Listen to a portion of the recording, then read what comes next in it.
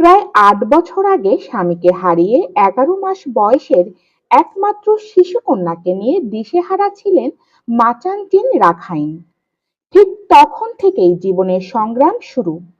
তবে চিন্তাটা ছিল একটু ব্যতিক্রম।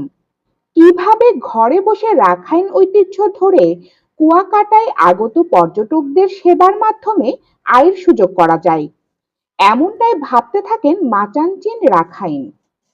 সেই চিন্তা থেকেই নিজ ঘরে রাখাইনের ঐতিহ্যবাহী বিভিন্ন ধরনের সুস্বাদু বিন্নি চালের হেতাল পিঠা, কুলি পিঠা, চালুন পিঠা, কলা পিঠা সহ নানা ধরনের পিঠা তৈরির কাজ শুরু করেন। দিন দিন পর্যটকদের কাছে একটি নতুন আকর্ষণ হয়ে ওঠে তার প্রতিষ্ঠিত জিতু ওয়েন ফুড স্টোর। রাখাইনের ঐতিহ্য খাবারটা আমি ধরে রাখছি।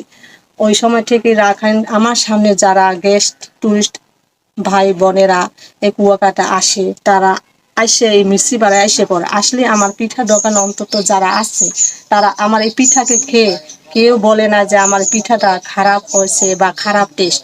এখন একজন খেলে বলে যে আরো একজনকে খাবার জন্য উৎসাহিত তারা করে দেয়। জিতু তারই শিশুকন্যা, যার বয়স এখন ৯ বছর, পড়াশোনা করছে পঞ্চম শ্রেণীতে।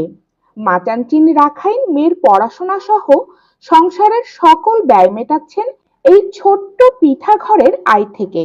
বেঁচে আছে, অথচ আমার জীবনে কিন্তু অনেক কষ্ট। যদিও এই বেচা কেনা দিয়ে আমার তেমন আমি ভালো না করতে পারলাম, মোটামুটি মানে যেটা একটা সন্তানকে নিয়ে মোটামুটি পেট বাঁচাই যেটুকু একটু সময় থাকা যায় আর ওই পর্যন্ত আছে। বড় ধরনের এখন পর্যন্ত আমি কিছু হইতে পারি না। তবে পর্যটকদের কাছে তার তৈরি পিঠার চাহিদা থাকলেও অর্থের অভাবে ব্যবসাটি বড় করা সম্ভব হচ্ছে না বলে জানান মাচান। যদি কোনো সরকারি সহায়তা পান, তবে পিঠা ঘরের পরিধি বাড়াতে চান এই রাখাইন নারী উদ্যোক্তা।